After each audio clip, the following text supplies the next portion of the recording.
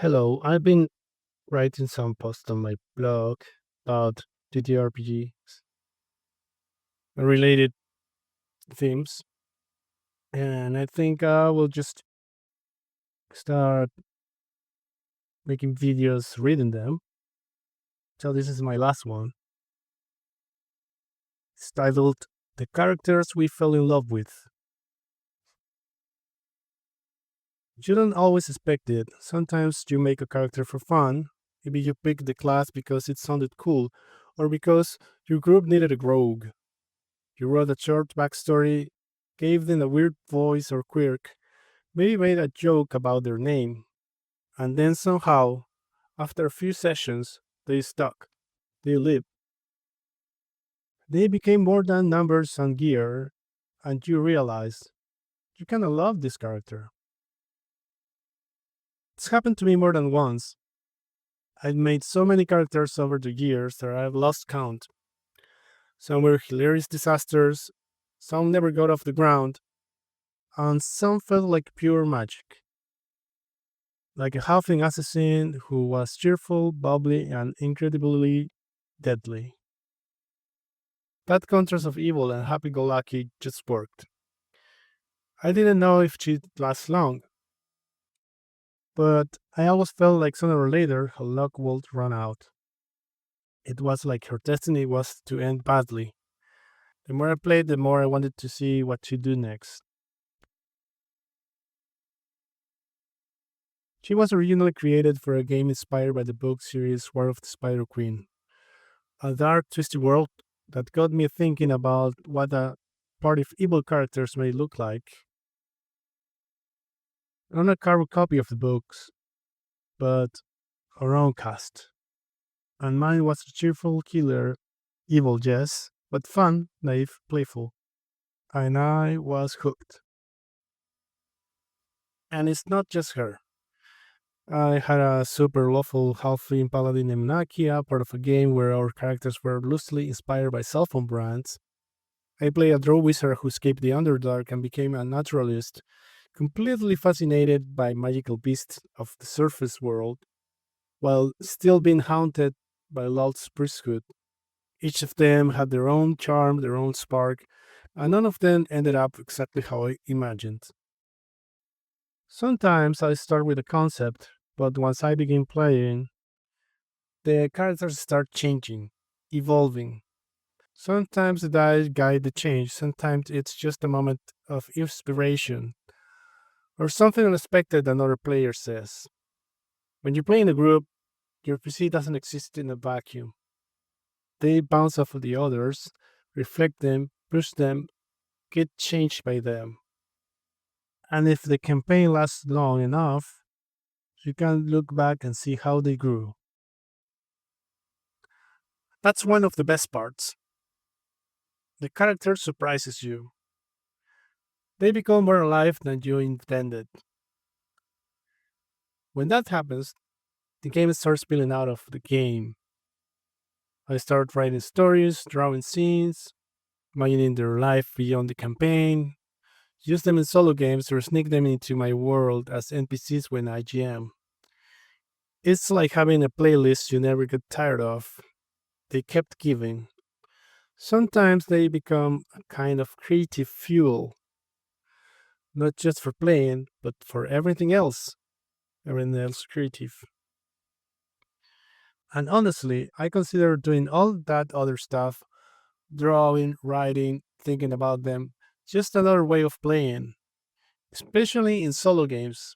In fact, sometimes I will use the same character in solo and group games or recycle them as important NPCs. That character becomes part of my toolbox, a familiar spark I can bring out again. That doesn't mean I feel emotionally attached in a sentimental way. I don't cry over them or see them as friends, but I enjoy them. Not that there is not that there is anything wrong with seeing your characters as friends. I know some people do. Anyways, continuing. Pick a song that fits their mood, their goals, or vibe, or go further and compose something original. It's another form of expression, another way to explore who they are. I also read somewhere about doing an interview with your character, like literally pretending to be a journalist and asking them deep personal questions.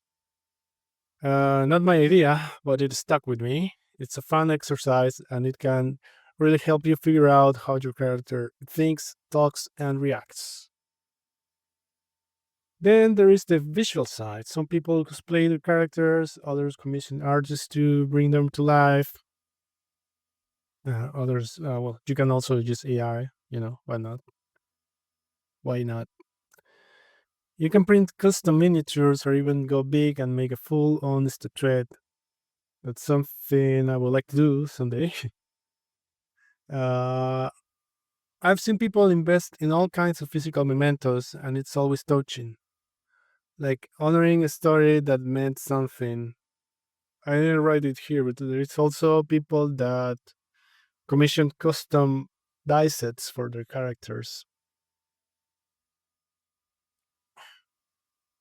One of my favorite stories I came across was about a guy who found his dad old character sheet in a box of dusty D&D stuff. Turns out he'd been named after that character. That's how deep this stuff can go. I even read about someone who named their publishing company after one of their old PCs. I love that. Um, that's John Bracer's publishing. It's a, they created third party stuff. Here's the truth: not every character you make will be a masterpiece. That's fine. You need the throwaway ones, the failed ones, the weird experiments, because somewhere in that process you will hit gold. And by masterpiece, I mean something that strikes with you that you love, not that you are going to, win a prize or something. Because somewhere in that process, you will hit gold. You will find one that clicks. And that's why I always encourage people, especially new players, to keep making characters. Go weird, go big, go too dramatic, play with archetypes, break them, make five different tieflings until one of them sings. Characters aren't just vessels or stats, they are mirrors, windows, and sometimes little pieces of ourselves exaggerated and let loose. We can be brave through them, or reckless, or curious. We can test emotions we don't always get to explore in everyday life. And when we fall in love with them, not just because they're cool, but because they feel real, it reminds us why we love stories in the first place.